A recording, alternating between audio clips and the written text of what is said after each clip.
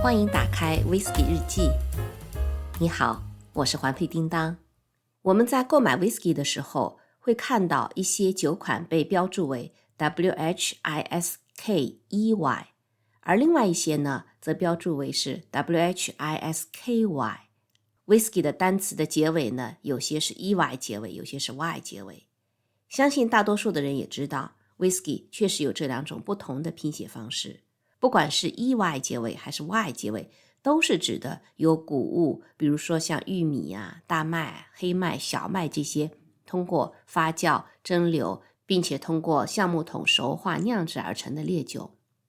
目前呢，确实也没有任何一个国家的法律来强制酿造商只能在 Whisky 酒标上面标注 EY 结尾或者 Y 结尾的这个 Whisky 的名称。那同样是 Whisky，这两个词到底有什么区别呢？为什么会出现这两种不同的拼写方式呢？ Whisky 最早是出现在爱尔兰和苏格兰。单词 Whisky 它是按照爱尔兰的拼写为 WHISKEY， 按照苏格兰的拼写呢，是后面没有 E 的 WHISKY。 爱尔兰人自认为他们比其他的 Whisky 好，因为它多了一个代表卓越 excellence 的 E。 但其实这两种拼写之间并没有很确凿的历史记载或者固定下来的法定表达方式上的区别。 Whisky 这个名称的来源是出自于盖尔语的一个词，意思是生命之水，而随着时间的推移呢，这个生命之水的词只留下了前半部分，转变为了 Whisky。 那在上个世纪呢， Whisky WHISKEY 成为最普遍的一种拼写。而在美国呢，其实一开始这两种拼写都是同时存在的。到了19世纪，美国涌入了大量的爱尔兰移民，修建了许多的蒸馏炉，也诞生了美国 Whisky。 那在当时，苏格兰 Whisky 它主要使用的是科菲蒸馏器 Coffee Still。 当时苏格兰的 Whisky 的质量是比较差的，那爱尔兰商人他把 Whisky 出口到美国的时候，希望自己的产品和苏格兰的 Whisky 有区分，因此呢，他们在 Whisky 这个单词的拼写当中加上了 E 来表示两者重要的区别。虽然现在苏格兰 Whisky 它已经成为了世界上最好的烈酒，但是由于以前的习惯，那现在的拼写呢，仍然保留像以前的这样的拼写，依然是没有带 E 的，只是 Y 结尾。在大多数的情况下面，美国人还是用加了 E 的 Whisky 的这个拼写来拼写他们这个 Whisky 的名称。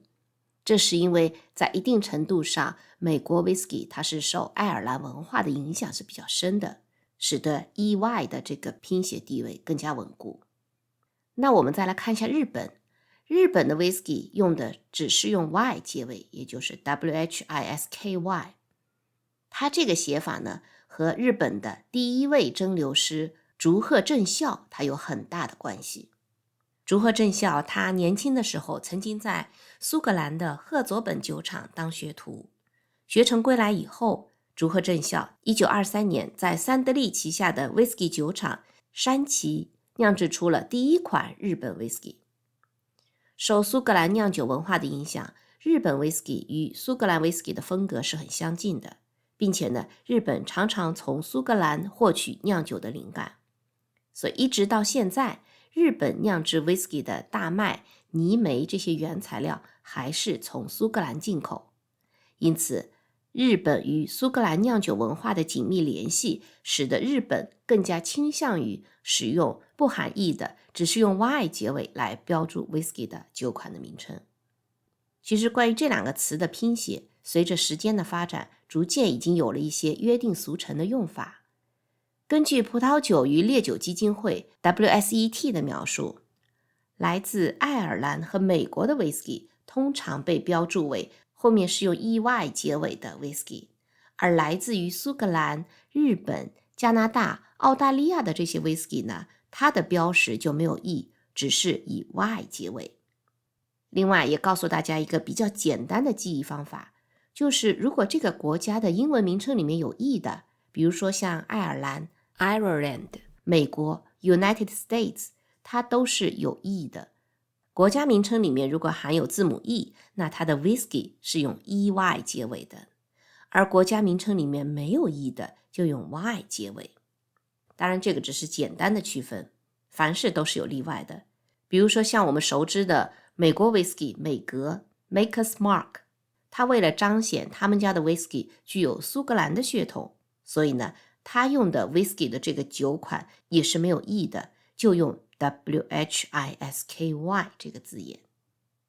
今天呢就和大家分享了 whisky 的两种拼写的区别，为什么会有这样的区别。那对于真正的 whisky 发烧友来说，他们最喜欢的烈酒的拼写的准确性是非常重要的，所以呢要非常小心，以免造成混淆。总的来说，我们要遵循 whisky 产地的传统，我们要尊重标签上面的措辞，知道它的正确的拼写。但是我们要记住，在选择 whisky 的时候，拼写固然很重要，但是 whisky 的味道才是更重要的。我是环佩叮当，了解 whisky 文化，分享 whisky 故事，小酌怡情，千万不可贪杯哦。咱们下一篇 whisky 日记再见。